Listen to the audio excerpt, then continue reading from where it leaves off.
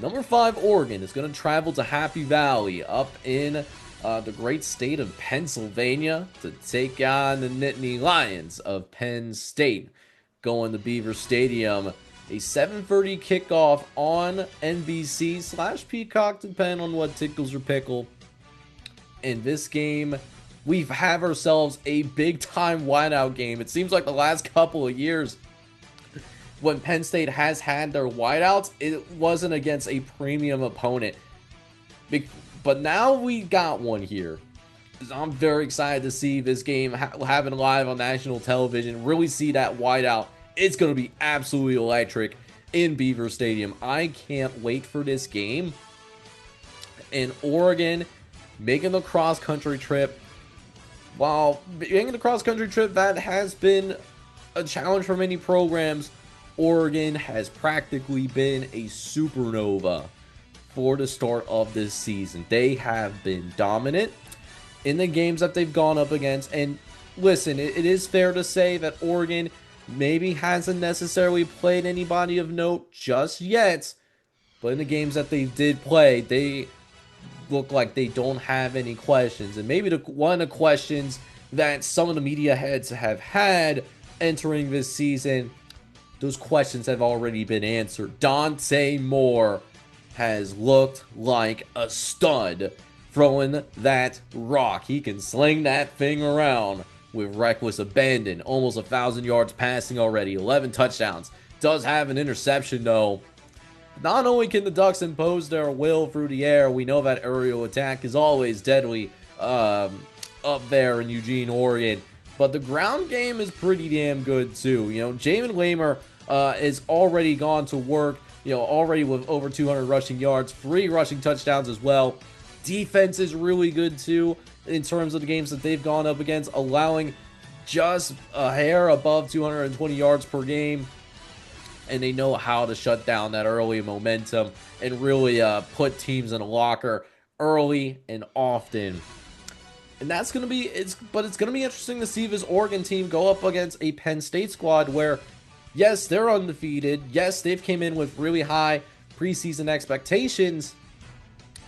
But it's been talked about quite often in the national college football space that, you know, Penn State hasn't played anybody. You know, it's been made clear, you know, they played Nevada, they played FIU, they played Villanova, but it's still very clear to see this defense is a really damn good defensive unit as well.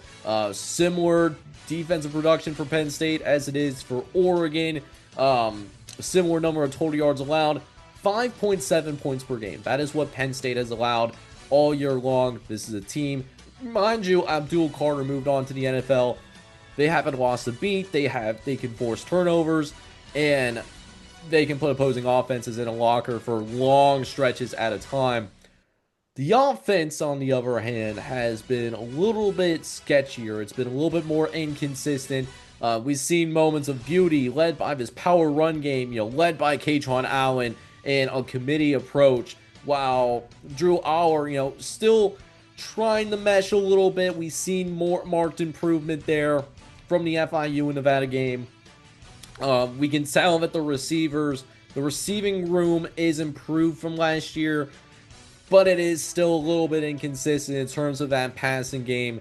And so, with that said, I think it's going to be very important for Penn State to be able to keep up with Oregon early.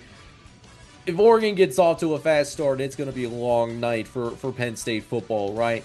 They get, and I'm talking about like if Oregon jumps out to like a 14-0 or a 14-3 lead, and you know you look up at the scoreboard and you have to rely on that passing game a little bit more often than maybe what you would like to, because you love to run the football, and this team is very good at running the ball. Don't get it twisted on that.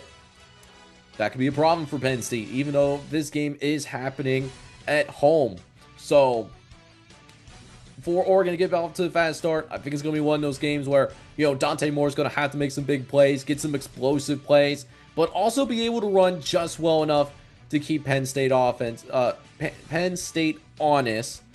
While, you know, if you're Penn State, you know, the keys for you, obviously, I think it's important to win the turnover battle. I think Oregon is a little bit better of a team from a talent perspective So winning the tournament bout, I think it's going to be important. You know, limiting those explosive plays, because Oregon, that is a strength for them, getting those explosive plays, and just generally controlling the line of scrimmage.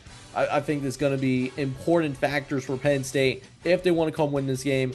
Not to mention, you know, imposing your will when it comes to those short yardage situations, as well as when you do get into the red zone, finishing with touchdowns.